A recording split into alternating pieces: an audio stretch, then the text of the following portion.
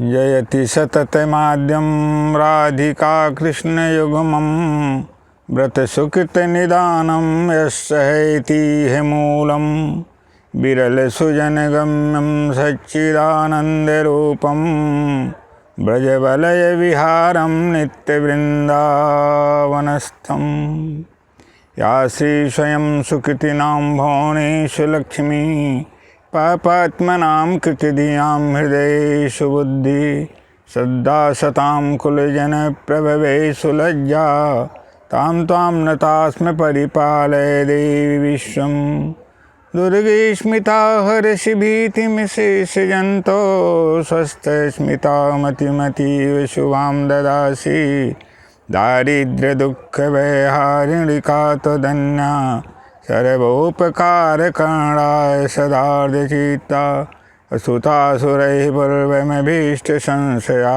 तथा सुरेन्द्रेण दिनेश सेविता करोतु शानः शुभहेतुरीश्वरी शुभानि भद्राण्यव्यन्तु चापद सर्वबाधा विनिर्मुक्तो धनधान्यसुतान्वित मनुष्यो मतप्रसादेन भविष्यति न संशयः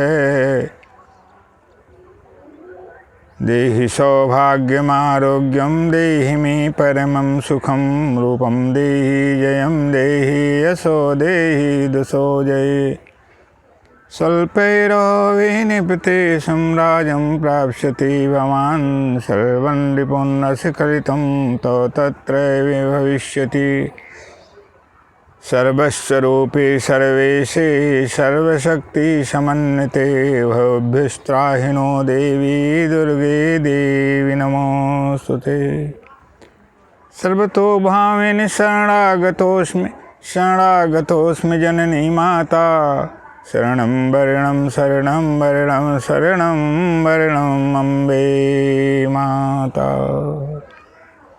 मनोजवं मारुततुल्यवेगं जितेन्द्रियं बुद्धिमतां वरिष्ठं वातात्मजं वानरयोथमुख्यं श्रीरामदूतं शरणं प्रपद्ये अतुलितबलधामं हेमशैलाभदेहं धनुजवनकृशानं ज्ञानिनामाग्रगण्यं सकलगुणनिधानं वानराणामधीशं रघुपतिप्रियभक्तं वातजातं नमामि सुमेरि पवन सुत पावन नामो अपने बस कर राख रामो पवन तनय बिनमो हनुमाना राम जास जस आप बखाना मंगल मूर्ति मारुत नंदन सकल मंगल मूल निकंदन वागर्थायो संपृक्तो वागर्थ प्रतिपत्ते जगते पितरो वंदे पार्वती परमेश्वरौ वर्णानामर्थसंघानां रसानां छन्दसामपि मङ्गलानां च कर्तारौ वन्दे वाणी विनायकौ वन्दे बोधमयं नित्यं गुरुं शङ्कररूपिणौ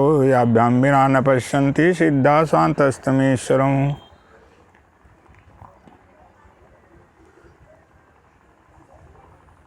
रामो राजमणिः सदा विजयते रामं रमेशं भजे रामेणाभिहिता निशाचर चमु रामाय तस्मै नमः रामान्नास्ति पराय परतरं रामस्य दासोऽस्म्यहं रामे चित्तलये सदा भवतु मे भो राम मामोद्भर उद्भवस्थितिसंहारकारिणीं क्लेशहारिणीं सर्वश्रेयस्करीं सीतां नतोऽहं रामवल्लभाम्।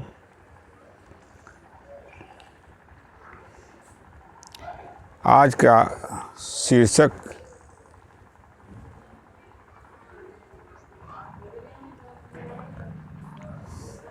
कलयुग की महिमा और सुखी जीवन का आधार। सुखी जीवन कैसे प्राप्त करें, यह आज का आधार है। और कौन सुखी है इस संसार में, इसके संदर्भ में प्रस्तुतिकरण आज के विषय के अंतर्गत है। समस्त विश्व में रहने वाले समस्त मानव सबसे मेरा विनम्र अनुरोध है कि आत्मीय भाव से इस संसार में जीवन जीने का कार्य करें। जो आत्मा एक व्यक्ति में है वही आत्मा समस्त मानव जाति में है।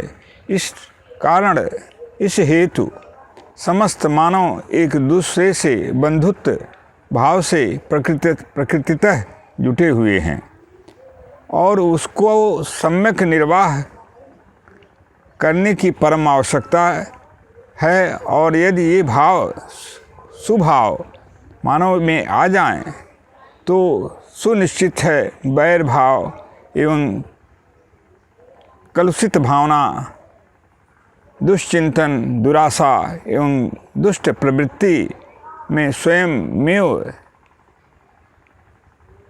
रुकावट आ जाएगी, अवरोध उत्पन्न हो जाएगा और मानव एक सुसंस्कारित मानव के रूप में इस संसार में प्रतिष्ठित हो जाएगा। किंतु इन भावों की उत्पत्ति में कैसे हमारे अंदर इन भावों की उत्पत्ति हो, इसके लिए परम आवश्यकता है प्रभु कृपा की। और हर युगों में प्रभु की कृपा आशु प्राप्त हो, जल्दी प्राप्त हो, युगानुसार उसकी व्यवस्था प्रदान की गई है और उसी के उपाय युग के अनुरूप वर्णित किए गए हैं। वर्तमान समय में कलयुग का भोग चल रहा है। कलयुग की महिमा क्या है और उससे मानव जाति अपना कल्याण कैसे करे, इस संदर्भ में एवं सुखी जीवन का आधार आप लोग श्रवण करें और तदनुकूल अपने अंतर्गत मानस परिवर्तन करते हुए, शुद्धाचरण करते हुए, वेदानुकूल आचरण करते हुए समस्त सृष्टि में एक आदर्श मानव के रूप में स्वयं को प्रतिष्ठित करें और समस्त वातावरण में एक क्रांतिकारी परिवर्तन करते हुए सत्योदय सात्विक वातावरण का निर्माण करें। आइए कलयुग की महिमा के बारे में श्रवण करें। ब्रह्मा कृतयुगे देवस्त्रेतायां भगवान् रवि द्वापरे दैवतं विष्णुर्कलिर्देवो महेश्वरः। कलिर्देवो महेश्वरो, ब्रह्मा की उपासना, भगवान ब्रह्मदेव की उपासना सतयुग में असफलदायी बताई गई है। त्रेतायाम भगवान रवि, और त्रेता युग में भगवान सूर्य की उपासना से आशुफल मनुष्य को प्राप्त करने के लिए बताया गया है। अर्थात त्रेता में भगवान सूर्य की उपासना करने से असुप्रसन्न होते हैं भगवान और मनोवांछित फल मनुष्य प्राप्त करता है। द्वापरे दैवतम विष्णु, और द्वापर में भगवान विष्णु की उपासना करने से मनुष्य आशु भगवान को प्रसन्न करके अपनी मनोवांछित कामनाओं को पूर्ति करता है। कलौ देवो महेश्वरौ, किंतु कलयुग में भगवान शिव और माँ पार्वती जो जगत जननी हैं और जगत पिता हैं, दोनों के उपासना से मनुष्य आशु फल प्राप्त करता है। कलयुग में मनुष्य की आयु बहुत ही कम है और भगवान शिव, माँ पार्वती जो जगत पिता हैं और जगत जननी हैं माँ, वे आशु प्रसन्न होते हैं। इसी कारण भगवान शिव का नाम आशुतोष भी कहा गया है। इसलिए हमें आप सभी लोगों को समस्त देवों में जिनका वर्णन किया गया है, सबकी आराधना, उपासना, आदर भाव रखने की परम आवश्यकता रखते हुए भी तात्कालिक सिद्धि प्राप्त हेतु भगवान शिव और माँ पार्वती की उपासना, अभ्यर्चना, वंदना और अनुष्ठान के द्वारा हम सद्य मनोवांछित फल प्राप्त कर सकते हैं। कली के अंदर तमाम दोष हैं, तो उन दोषों के मध्य में कुछ विशेष गुण भी है, जिसका वर्णन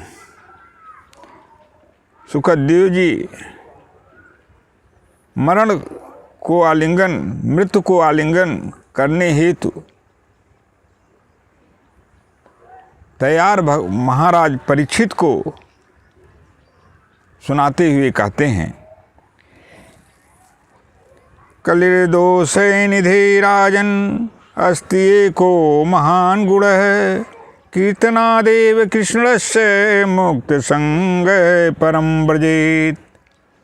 कृते अध्याय तो ब्रह्म त्रेतायां भगवान रवि, द्वापरे दैवतम विष्णु कलौ तदहरि कीर्तनात्। सुखदेव जी महाराज परीक्षित से कहते हैं कि हे राजन, कृते अध्याय तो ब्रह्म है, भगवान की जो ध्यान करने से सतयुग में जो प्राप्ति होती थी, अर्थात सतयुग में ध्यान मात्र से, प्रभु के ध्यान मात्र से प्रभु प्रसन्न हो जाते थे, और त्रेता में भगवान सूर्य के उपासना से जो फल, आशु फल मनुष्य को प्राप्त होता है, द्वापर युग में भगवान विष्णु की उपासना से और अनुष्ठान के द्वारा भगवान को विष्णु को प्रसन्न करके जो मनुष्य अपनी विकसित कामनाओं को प्राप्त करता है, उन सभी कामनाएं, वे सभी कामनाएं कलयुग में युग के प्रभाव के कारण भगवान के नाम का कीर्तन मात्र से, गायन मात्र से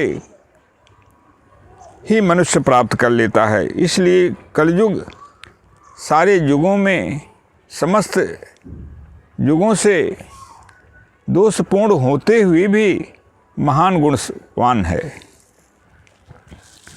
इसी को गोस्वामी श्री तुलसीदास जी कलयुग के वर्णन में रामचरितमानस में लिखते हैं, कलयुग कर है परम प्रतापु, मन सा पुण्य हो ही नहीं पापू। कलयुग कर है परम प्रतापु, मन सा पुण्य हो नहीं पापू। कलयुग का यह सबसे बड़ा विशेषता है, कलयुग की सबसे बड़ी विशेषता यह है कि यदि हम मानस पाप, मनसा वाचा कर्मणा, तीन तरह से पापों के संलिप्त होने की क्रियाएं बताई गई हैं, किंतु कलयुग की ये विशेषता है कि मनसा जो यदि पाप हमारे अंदर मन में आ जाता है और हम कर्मणा वह नहीं होता है, तो हम उस पाप से नहीं बचते हैं। ये कलयुग की महिमा है। अन्य युगों में ऐसा नहीं है। अन्य युगों में मनसा वाचा कर्मणा तीनों पाप मनुष्य को यदि उससे होते हैं तो लगते हैं, किंतु कलयुग की ये महिमा है कि मनसा पाप मनुष्य को नहीं लगता है, जीव को नहीं लगता है, किंतु पुण्य जो करता है, मानस पुण्य जो करता है, सोचता है किसी की उपकार करने के लिए, तीर्थाटन करने के लिए, भगवान नाम जपने के लिए, भगवत धाम में जाने के लिए, तो उसे उस का पूर्ण फल उसे प्राप्त हो जाता है। मनसा संकल्प, मनसा चिंतन से ही उसे उन जिन जिन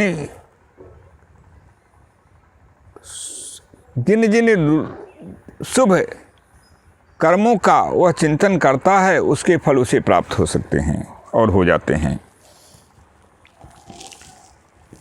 कलयुग समयुग आन नहीं, जो नर करे विश्वास, गाय राम गुण गण विमल तर भव भी नहीं प्रयास। कलयुग के समान कोई दूसरा चारों युगों में सारे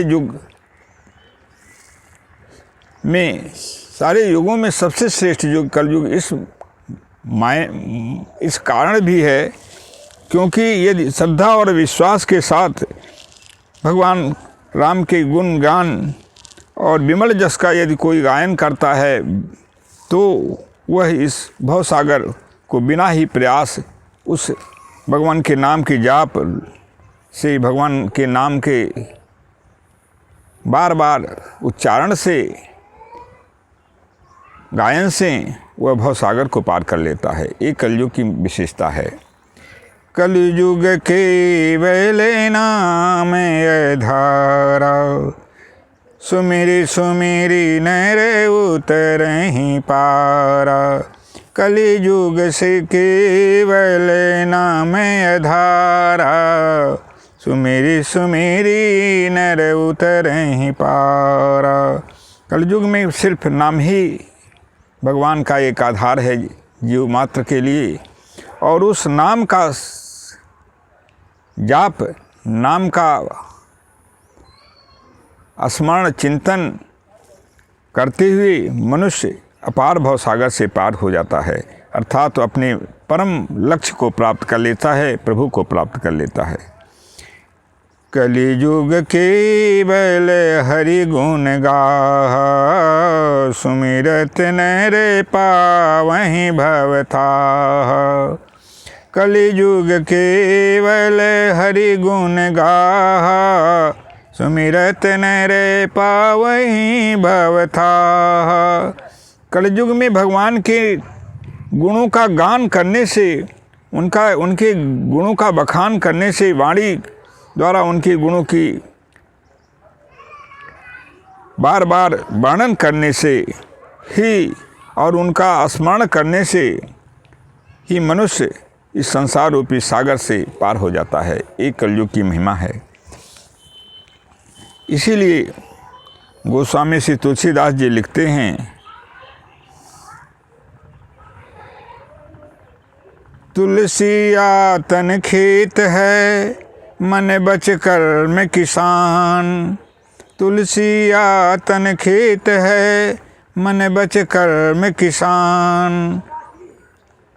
पाप पूर्ण दो बीज हैं, बुए सो लुढ़े किसान।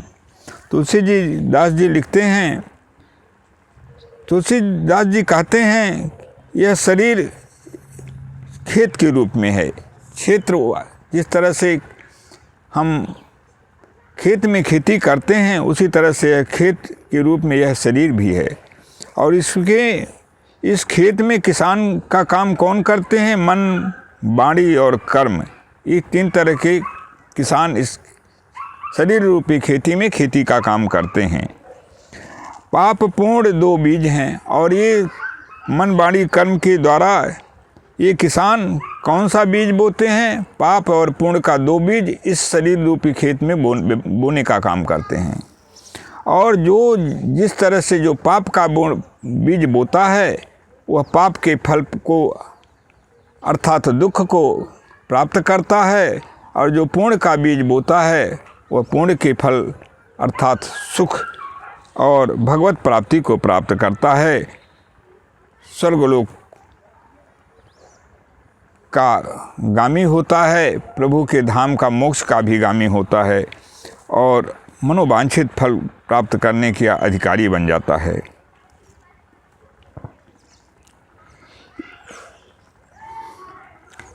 आइए आज जिस सुख की प्राप्ति के लिए हम आप सारे लोग समस्त सृष्टि में तमाम तरह की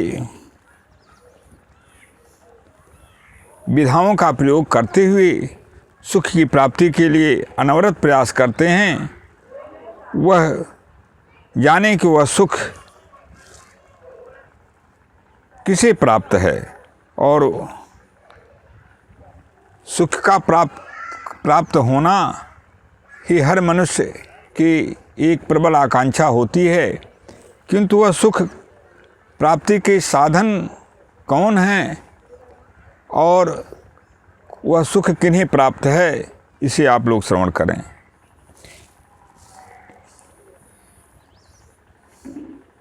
यह चिंतन एक विशेष मानव हृदय एवं मानव मस्तिष्क को परिवर्तन करने हेतु एक बहुत ही प्रभावकारी औषधि के रूप में है। यदि मानव इसका चिंतन करते हुए इसे ग्रहण करता है और आचरित करता है अपने जीवन में, तो सुनिश्चित है उसका कल्याण और सुख शांति आरोग्य समस्त वैभवों की प्राप्ति उसे मिल जाएगी। माणिकदास जी लिखते हैं, संत माणिकदास के उद्गार हैं, दीन कहे धन माने सुखी, धन माने कहे सुख राजा को भारी, राजा कहे चक्रवर्ती सुखी, चक्रवर्ती कहे सुर राजे सुखारी। दीन कहे धन माने सुखी, धन माने कहे सुख राजा को भारी, राजा कहे चक्रवर्ती सुखी, चक्रवर्ती कहे सुर राजे सुखारी।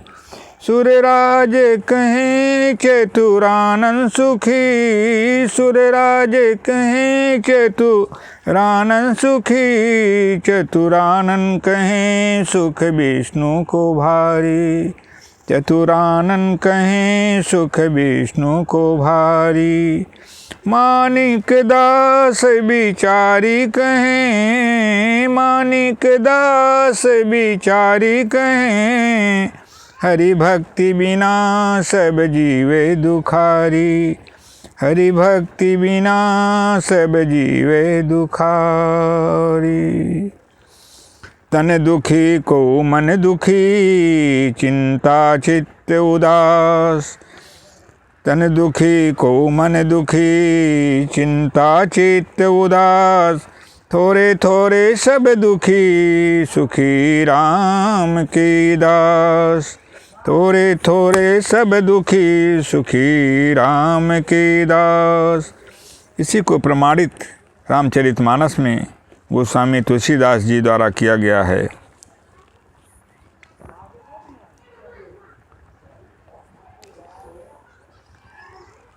दीन जो गरीब है, जो उपेक्षित है, जो धन से हीन है, वह कल्पना करता है, कहता है कि धनी लोग सुखी हैं, और जो जिनके पास धन है वे सोचते हैं कि राजा सुखी है। और राजा सोचता है मस्तिष्क में कि चक्रवर्ती जो समस्त पृथ्वी के सम्राट हैं, जो समस्त पृथ्वी का जिन पे अधिकार है, ऐसे राजा लोग सुखी हैं।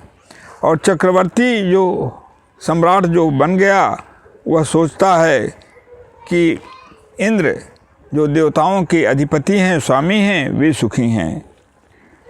और इंद्र कहते हैं, सोचते हैं कि ब्रह्मा जी सुखी हैं, और ब्रह्मा जी कहते हैं कि भगवान विष्णु को सबसे ज़्यादा सुख है। किंतु माणिकदास संत जी विचार करके उस पर पूर्ण विहंगम दृष्टिपात करते हुए और अध्ययन अपना जो सार तत्व जो निचोड़ है उसे प्रकट करते हुए कहते हैं, हरि भक्ति बिना सब जीव दुखारी। भगवान की भक्ति यदि नहीं है तो कोई भी जीव सुख प्राप्त नहीं कर सकता है।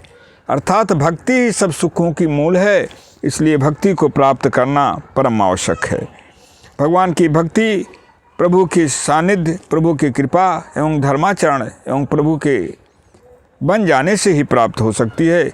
इसलिए यदि सुख की साधना, सुख की कामना और सुख प्राप्ति के हेतु कुछ भी आप प्रयास करके नहीं प्राप्त कर सकते हैं, वह सुख भगवान की भक्ति में ही है, और वह परम दयालु, परम कृपालु, भक्त वत्सल भगवान की कृपा से जीव को प्राप्त हो जाती है। आगे लिखा गया पुनः, गोस्वामी जी तुलसीदास जी के शब्दों में श्रीमान रामचरितमानस में, काम बात कै फैलो भय पारा, क्रोध पीते नित छाती जारा। काम बात कै फैलो भय पारा, क्रोध पीत नित छाती जारा। प्रीति करहीं जो तीनों भाई, उपजहीं सन्निपात दुखदाई। प्रीति करहीं जो तीनों भाई, उपजहीं सन्निपात दुखदाई। यही विधि सकल जीव जग रोगी, काम क्रोध भय प्रीति वियोगी। यही विधि सकल जीव जग रोगी, काम क्रोध भय प्रीति वियोगी। राम कृपा नासहि सब रोगा, जो यही भांति मिलहि संजोगा। राम कृपा नासहि सब लोगा, जो यही भांति मिलहि संजोगा। रघुपति भगति सजीवन मोरी, अनुपान सद्यामति पूरी। रघुपति भगति सजीवन मोरी, अनुपान सद्यामति पूरी। ये विधि जग नासहि सब रोगा, यही विधि जग नासहि सब रोगा। जो यही भांति बनहि संजोगा। यही विधि जग नासहि सब रोगा, जो यही भांति बनहि संजोगा। कहने का तात्पर्य यह है कि प्रभु श्री राम की भक्ति रूपी संजीवनी बूटी को जब श्रद्धा और विश्वास के साथ जीव पान करता है तो उसे सभी कष्टों से मुक्ति मिल जाती है, अर्थात वह परम सुख का प्राप्ति का अधिकारी बन जाता है और उसका पुनरागमन समाप्त होकर प्रभु धाम को वह प्राप्त कर लेता है। संत कबीरदास जी इसी को चरितार्थ करते हुए लिखते हैं कि मानव अपने अमूल्य जीवन संपदा को हरि विमुख होकर यदि जीता है तो उसकी स्थिति क्या है। दिवस गमाई खाए कर राति गमाई सोय, दिवस गमाई खाए कर राति गमाई सोय। हीरा जन्म अमूल था कौड़ी बदले जाए, हीरा जन्म अमूल था कौड़ी बदले जाए। अर्थात इस जीवन की अमूल्य संपदा के एक क्षण, एक सेकंड को भी यदि हम आप सारे लोग जो बीत गया है उसके बदले यदि सारी सृष्टि की संपत्ति को देकर भी वापस करना चाहें तो क्या वह वापस हो जाएगा? इसका उत्तर नहीं ही मिलेगा, अर्थात वह वापस नहीं होगा। इससे यह सिद्ध स्वयं है कि जीवन से मूल्यवान कोई वस्तु सृष्टि की नहीं है। अतएव इसका प्रतिक्षण सदुपयोग करें। ईश्वरीय नियमों का पालन, जिसके आधार वेद, पुराण, उपनिषद, शास्त्र एवं आप्त वचन हैं, उनका जीवन में आश्रय लेकर जीवन जिएं एवं पुरुषार्थ द्वारा आत्मकल्याण के साथ प्रभु से जुड़कर विश्व कल्याण करें। प्रभु इस महान कार्य में सफलता प्रदान करें, यही मेरी प्रभु से विनीत प्रार्थना है। जय श्री राधे कृष्ण, जय श्री सीताराम, जय श्री गौरी शंकर, जय श्री हनुमंत लाल जी। सर्वे भवन्तु सुखिनः सर्वे सन्तु निरामयाः सर्वे भद्राणि पश्यन्तु मा कश्चित् दुःखभाग् भवेत्। ॐ पूर्णमदः पूर्णमिदं पूर्णात् पूर्णमुदच्यते पूर्णस्य पूर्णमादाय पूर्णमेवावशिष्यते। हरि ओं तत्सत् हरि ओं तत्सत् हरि ओं तत्सत् हरि ओं तत्सत्। ओं शांति शांति शांति।